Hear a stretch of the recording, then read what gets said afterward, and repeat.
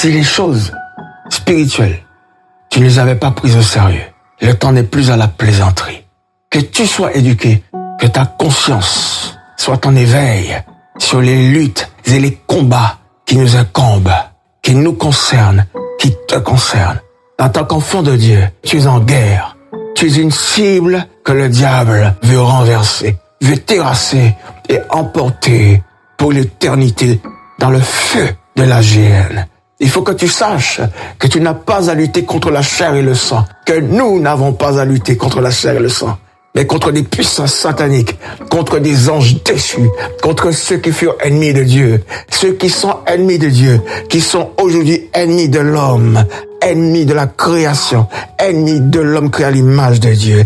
Il faut que ta conscience soit éveillée et que tu te fortifies par sa force souveraine, par sa force toute puissante. Il faut que tu t'éduques, il faut que tu apprennes, que tu puisses travailler avec ardeur à ton affermissement et à ta montée en puissance par la puissance du Saint-Esprit. Il faut que tu te revêtes de toutes les armes de Dieu pour résister aux mauvais jours, pour faire face au diable, pour contrer les ruses, les manœuvres de Satan, en te fortifiant jour après jour dans la prière, dans la parole de Dieu, par des temps de jeûne. L'homme ne se nourrira pas de pain seulement, mais il vivra de toute parole qui sort de la bouche de Dieu. C'est la parole de Dieu qui a le pouvoir de fortifier ton âme par la puissance du Saint-Esprit, par la puissance du Dieu Tout-Puissant, par sa force glorieuse. La Bible déclare: devenez puissants à tous égards par sa force toute puissante, par sa force glorieuse. Ton Dieu ordonne que tu sois puissant. Ce n'est pas le temps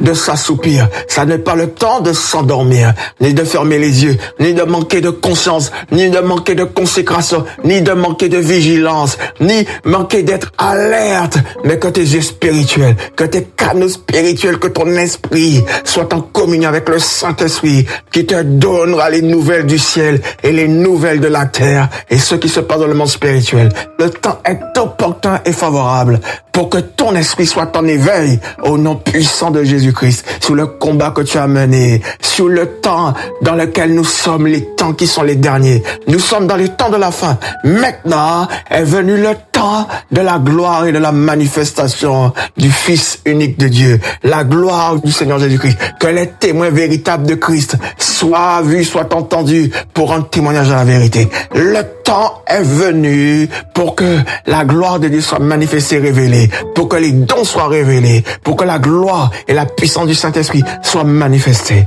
Donne gloire à Dieu. Recherche ardemment la face de Dieu. Le temps est opportun et le temps touche à sa fin. Jésus revient.